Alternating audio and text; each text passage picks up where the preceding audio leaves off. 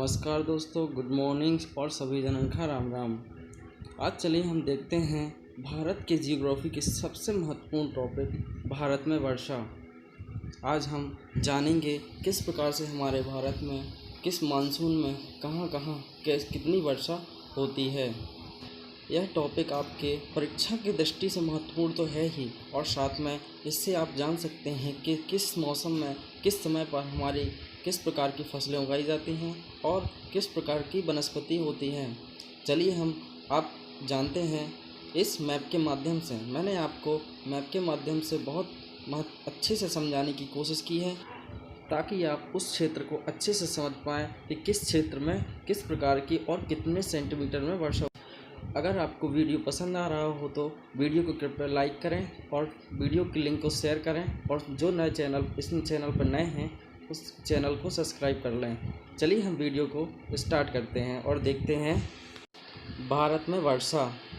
सबसे पहले बात करते हैं भारत में वर्षा की, तो भारत में चलिए हम जानते हैं भारत की वर्षा के बारे में। तो हम जानते हैं कि भारत की जो जलवायु है वो मुख्य रूप से मानसून पर डिपेंड करती है। अगर आपको यह वीडियो पसंद आ रहा हो तो आप इस वीडियो को लाइक करें तथा शेयर करें, और साथ ही जो चैनल पर नए हैं वो चैनल को सब्सक्राइब कर लें। चलिए हम बात करते हैं अब भारत के वर्षा के बारे में। तो भारत की जो जलवायु है वो मुख्य रूप से जून के माह में हमारे भारत में प्रवेश करती है और सितंबर मध्य तक होती है। आप जानते हैं कि जो सागर से पवनें आती हैं वह 1 जून को केरल के तट से आकर टकराती हैं और यह सितंबर मध्य तक राजस्थान से होकर निकल जाती हैं।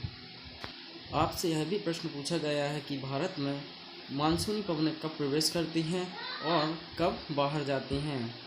चलिए हम देखते हैं भारत के कर्क रेखा के बाद।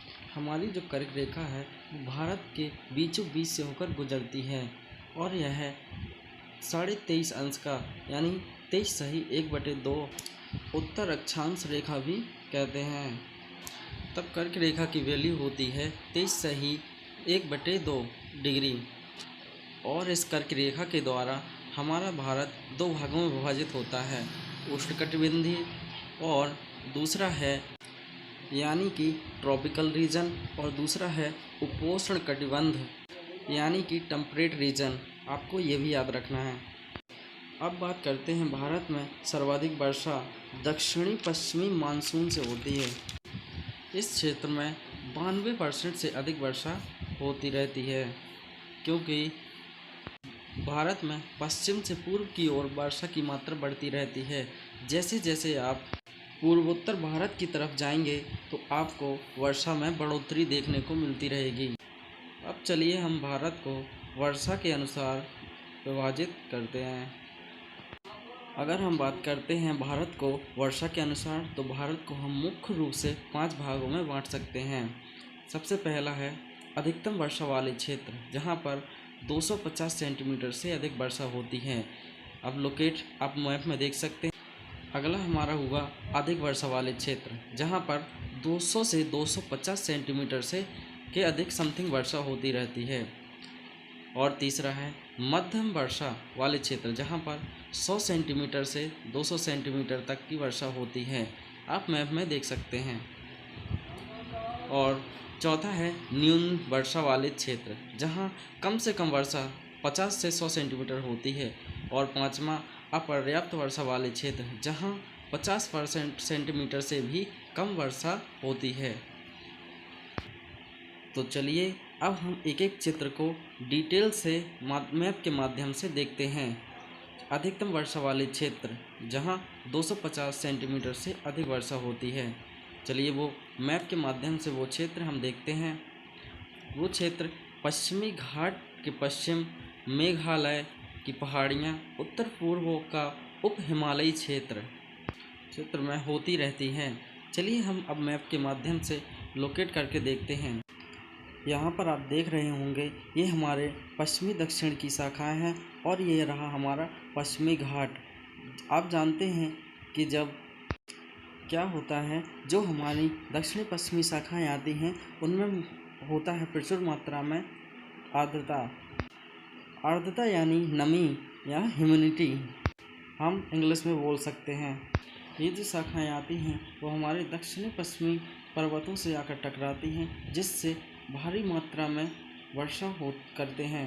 हमारे भारत में 3 प्रकार की वर्षा होती हैं। पहली संवहनी वर्षा, पर्वतीय वर्षा और तीसरी है चक्रवाती वर्षा।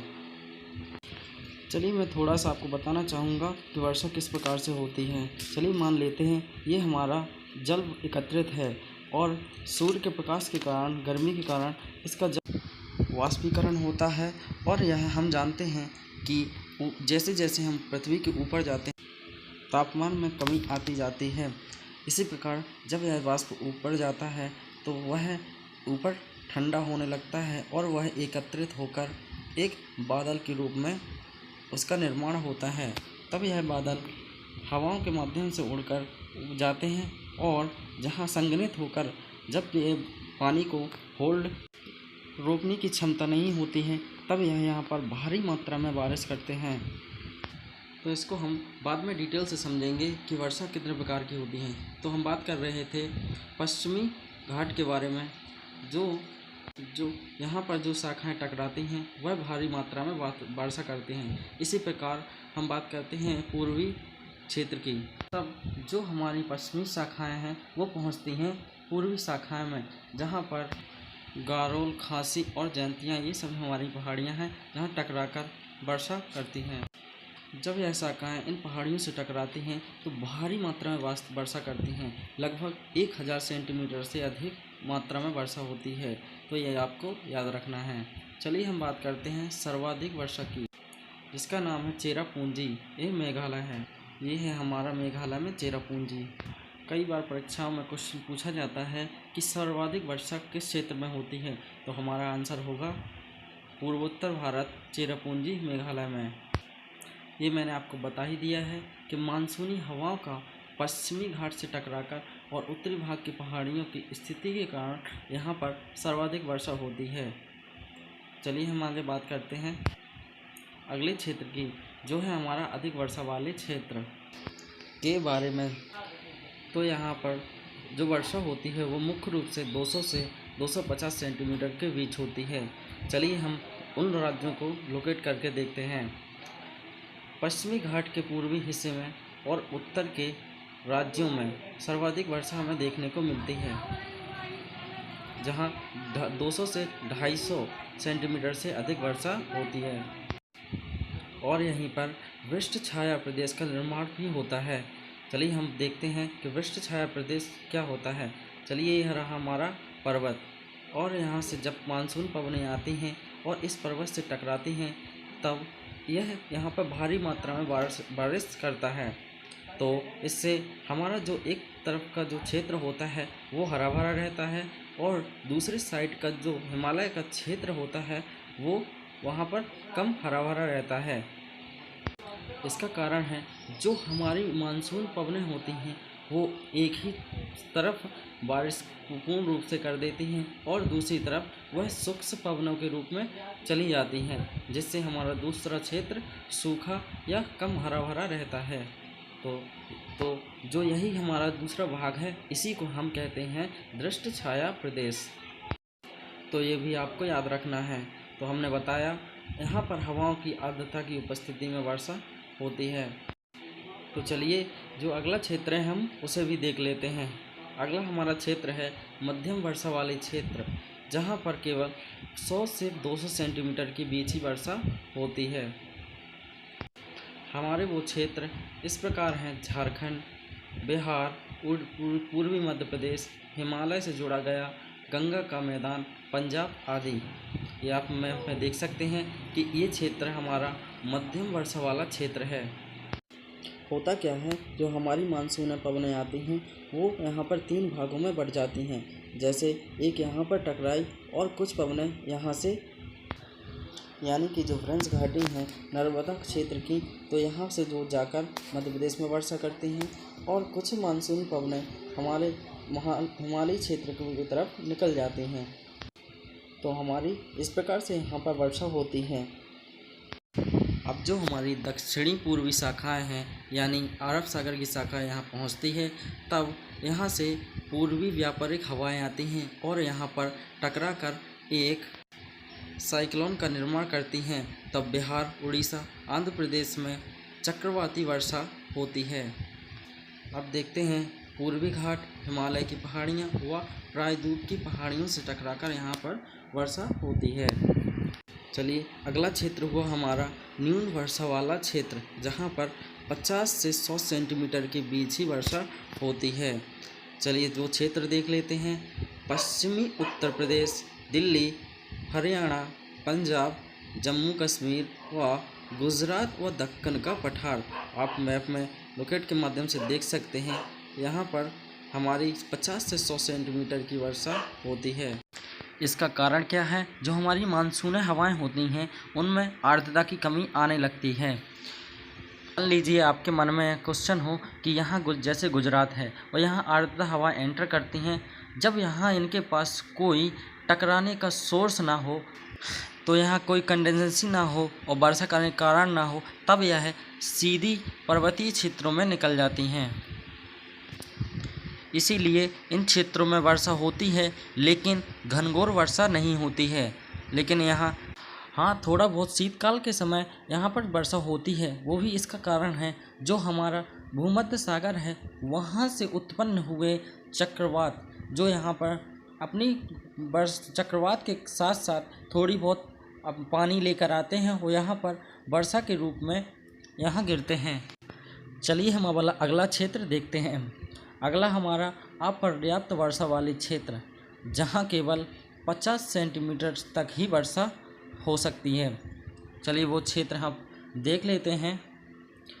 प्रायद्वीप में महाराष्ट्र, आंध्र प्रदेश, कर्नाटक के साथ राजस्थान के पश्चिमी भाग में भी यहाँ 50 सेंटीमीटर तक की वर्षा ही हो पाती है।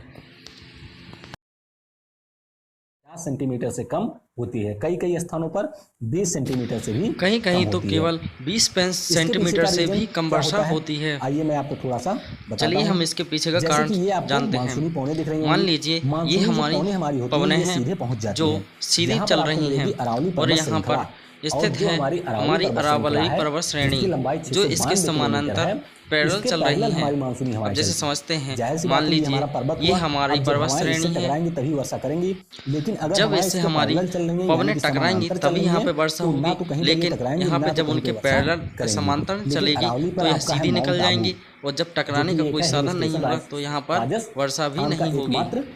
राजस्थान का एकमात्र हिल स्टेशन है माउंट आबू, जहाँ पर यहाँ पवनें टकराती हैं और थोड़ी बहुत यहाँ पर वर्षा देखने को हमें मिलती है। इन प्रदेशों में इस कारण से यहाँ गुजरात, राजस्थान की तरफ क्षेत्रों में कम वर्षा देखने को मिलती है। चलिए थोड़ा मैं आपको यह भी बता देता हूँ कि जो हमारा सबसे कम वर्षा वाला क्षेत्र है वो है लेह, जो जम्मू कश्मीर में स्थित है। लद्दाख, लेह, इनके बारे में आपने सुना होगा। आपने सुना ही होगा, लद्दाख, लेह जो जम्मू कश्मीर में स्थित है। भारत में क्या होता है, जैसे कि आप यहाँ की बात करें भी थोड़ा बात कर लेते हैं। जो हवाएं पहुँचती हैं वो शुष्क होती हैं। जैसे मान लीजिए हम यहाँ की बात करें, जो शाखाएं पवनें पहुँचती हैं वो शुष्क होती हैं और फिर हमारी जो दक्षिणी पूर्वी मानसून होती हैं वो यहाँ से सीधे निकल जाती हैं और जो प्रायद्वीपीय होती हैं वो यहाँ से सीधे निकल जाती हैं। तो यहाँ पर जो हमारी वर्षा होती है यह उत्तरी पूर्वी मानसून के लौटने, तमिलनाडु और क्षेत्रों में जो वर्षा होती है वो मानसून के लौटने के कारण होती है। और यहाँ तो यहाँ पर अपने बंगाल की खाड़ी से कुछ मॉइस्चर लेती हैं और कुछ हल्की पहाड़ियों से टकराकर यहाँ पर तमिलनाडु और आंध्र प्रदेश में वर्षा करती हैं। उसमें हम लोग तो उम्मीद करता हूँ यह वीडियो आपको पसंद आया होगा। अगर आपको यह वीडियो पसंद आया है और आप चाहते हैं मैं इसी तरह आप वीडियो बनाता रहूँ तो आप इस वीडियो को लाइक करें, कमेंट करें और वीडियो को ज़्यादा से ज़्यादा शेयर करें। और जो चैनल पर नए हैं, जिन्होंने अभी तक चैनल सब्सक्राइब नहीं किया है, वो कृपया मेरे चैनल को सब्सक्राइब करें और बेल आइकन को भी दबाएं ताकि आपके पास नोटिफिकेशन जल्दी